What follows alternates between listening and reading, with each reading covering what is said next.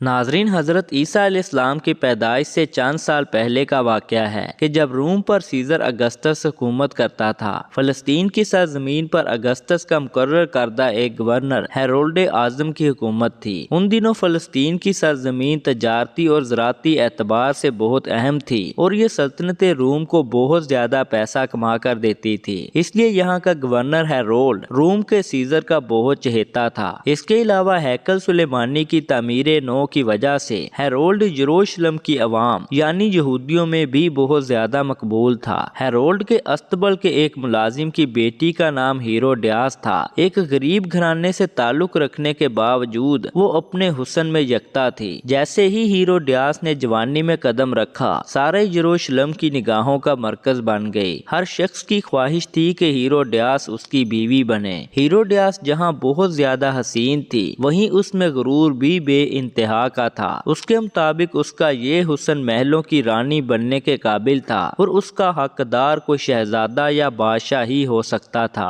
Herodias کا رانی بننے کا خواب آہستہ آہستہ جنون میں بدلنے لگا۔ جب ہیکل سلیمانی کی تعمیر نو مکمل ہو چکی تو حاکم فلسطین خود اس کے افتتاح کے لیے آیا۔ اس دن یروشلم کسی دلہن کی طرح سجا ہوا تھا اور ہر وہ شخص یعنی یہودی جشن منانے میں مصروف تھا۔ اس جشن میں جہاں یروشلم کے مردوں زن شریک تھے، وہیں ہیروڈیاس بھی اس جشن میں بھرپور شرکت کر رہی تھی۔ اسی دوران اس کی ملاقات ہیرولڈ کے دوسرے بیٹے فلپ سے ہوتی ہے اور فلپ ہیروڈیاس کے حسن کے جال میں پھنس کر رہ گیا۔ فلپ پہلے سے شادی شدہ تھا، مگر ان دنوں بادشاہوں اور شہزادوں کا کئی بیویاں رکھنا معیوب نہ سمجھا جاتا تھا۔ فلپ ہیروڈیاس کو اپنے ساتھ اپنے شہر کیساریا لے گیا۔ ہیروڈیاس کی دلی خواہش پوری ہو چکی تھی۔ وہ جھونپڑی سے محل میں آ چکی تھی۔ اس کو ہر وہ چیز اب حاصل ہو چکی تھی جس کے وہ خواب دیکھا کرتی تھی، مگر کیا کریں ہوس کا۔ ہیروڈیاس کی بلندی پر پہنچنے کی ہوس بھی محل میں پہنچتے ہی مزید بڑھ گئی۔ اس نے ملکہ بننے کے خواب دیکھنا شروع کر دیے۔ فلپ جس کی کسی بیوی سے کوئی اولاد نہ تھی، وہ اپنے وارث کے لیے بہت زیادہ پریشان رہتا تھا۔ ہیروڈیاس کی یہ خواہش تھی کہ وہ فلپ کو وارث دے اور کسی طرح یہ اس کی ملکہ بن جائے۔ وقت گزرتا جا رہا تھا، مگر بچے کی کوئی امید نظر نہیں آ رہی تھی۔ ایک دن ہیروڈیاس کی ایک کنیز نے اسے ایک بوڑھی عورت کے بارے میں بتایا جو کہ شہر سے باہر ایک غار میں رہتی تھی۔ کنیز نے ہیروڈیاس کو بتایا کہ لوگ اس بوڑھی عورت کے پاس اپنی مرادیں لے کر جاتے ہیں اور کامیاب واپس لوٹتے ہیں۔ ہیروڈیاس نے بوڑھی عورت کے پاس جانے کا ارادہ کنیز سے ظاہر کیا اور کنیز اسے لے کر ایک دن اس بوڑھی عورت کے پاس اس کے غار میں لے جا پہنچی۔ ہیروڈیاس کے پوچھنے پر بوڑھی عورت نے اسے بتایا کہ تیری اولاد ضروری ہوگی اور وہ اتنی مشہور ہوگی کہ تیری اولاد کو لوگ رہتی دنیا تک یاد رکھیں گے۔ بوڑھی عورت کی اس پیش گوئی پر ہیروڈیاس بہت خوش ہوئی۔ ابھی وہ اسی خوشی میں تھی کہ بوڑھی عورت پھر گویا ہوئی، لیکن تیری اولاد اپنے گناہ عظیم کی وجہ سے یاد رکھی جائے گی۔ ہیروڈیاس یہ سن کر واپس چلی آئی۔ چند ہی دنوں بعد ہیروڈیاس امید سے ہوئی اور اس کے گھر ایک لڑکی پیدا ہوئی جس کا نام سلومی رکھا گیا، مگر فلپ کو اس سے زیادہ خوشی نہ ہوئی کیونکہ وہ لڑکے کی خواہش رکھتا تھا تاکہ اس کا تخت کا کوئی وارث ہو سکے۔ ہیروڈیاس کی اہمیت اس محل میں اب پہلے جیسی نہ رہی۔ چند ہی دنوں کے بعد فلسطین کا حاکم ہیرولڈ اعظم اور فلپ کا باپ اور ہیروڈیاس کا سسر چل بسا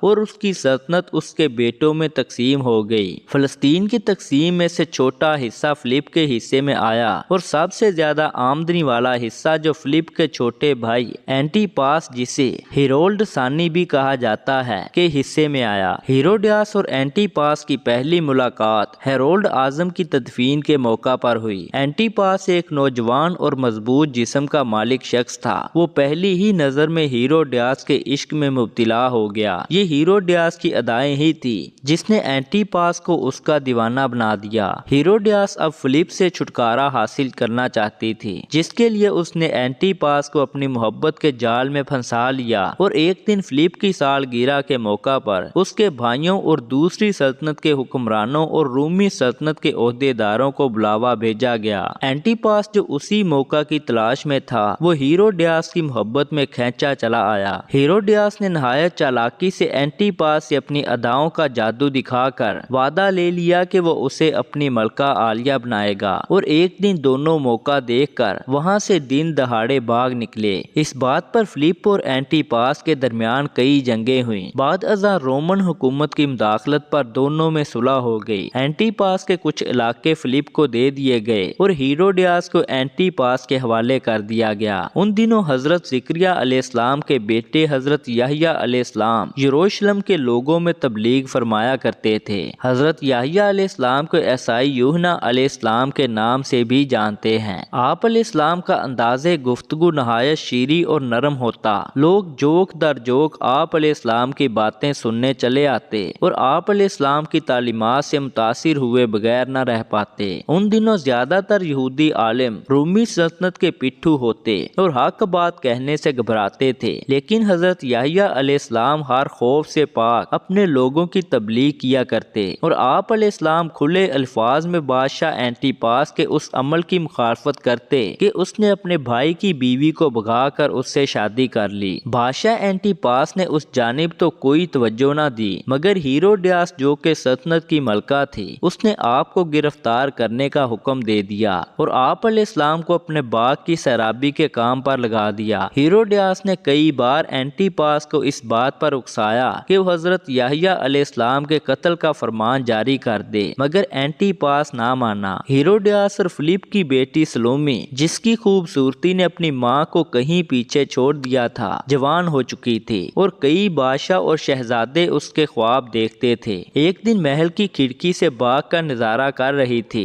کہ اس کی نظر حضرت یحییٰ علیہ السلام پر پڑی۔ حضرت یحییٰ علیہ السلام کے چہرے پر ایک معصومیت اور خدا تعالیٰ کی طرف سے ایک ایسا نور تھا کہ وہ متاثر ہوئے بغیر نہ رہ پائی۔ اس نے حضرت یحییٰ علیہ السلام کو اپنے محل میں طلب کیا اور انہیں دعوت گناہ دی، لیکن حضرت یحییٰ علیہ السلام نے اسے جواب دیا کہ میں تجھے دیکھنا بھی گناہ سمجھتا ہوں، اور وہاں سے چلے آئے۔ حضرت یحییٰ علیہ السلام کا انکار سلومی کو ناگوار گزرا اور وہ انتقام کی آگ میں جلنے لگی۔ وہ خوبصورتی جس پر اسے غرور تھا، اسے ایک قیدی نے ٹھکرا دیا تھا۔ سلومی کے لیے یہ بات نہایت عجیب اور ہتک امیز تھی۔ کچھ دنوں بعد بادشاہ اینٹی پاس کی سالگرہ کا دن آن پہنچا، جس میں شرکت کے لیے بہت سے حکمران اور روم کی سلطنت کے اعلیٰ عہدیداران شمولیت کے لیے آئے۔ بادشاہ اینٹی پاس کے قدموں میں تحفوں کے ڈھیر لگے تھے اور ہیروڈیاس بادشاہ اینٹی پاس کی خدمت میں حاضر ہوئی اور کہا کہ میرا تحفہ سب سے عظیم اور اعلیٰ ہوگا، کیونکہ آج آپ کے سامنے جشن میں میری بیٹی سلومی رقص کرے گی۔ ہیروڈیاس نے کئی سال قبل ہی سلومی کو رقص کی تربیت دلوانا شروع کر دی تھی اور وہ اب اس میں یکتا ہو چکی تھی۔ اس رقص کا مقصد بادشاہ اینٹی پاس کو خوش کر کے سلومی کو تخت کا وارث قرار دلوانا تھا۔ پھر بڑے دربار میں سلومی کا رقص شروع ہوا، جو کہ بے حیائی کی تمام حدود پھلانگ گیا۔ سلومی 7 رنگ کے 7 لباسوں میں ملبوس تھی اور رقص کے دوران اس نے ان 7 رنگوں کے 7 لباسوں کو باری باری اتار پھینکا۔ یہ رقص کئی گھنٹے جاری رہا اور بادشاہ اور اس کے درباری پلک جھپکے بغیر سلومی کا رقص دیکھتے رہے۔ رقص کے اختتام پر بادشاہ نے کہا کہ مانگو جو مانگنا ہے۔ بدبخت سلومی نے بادشاہ سے حضرت یحییٰ علیہ السلام کے قتل کی خواہش ظاہر کر دی۔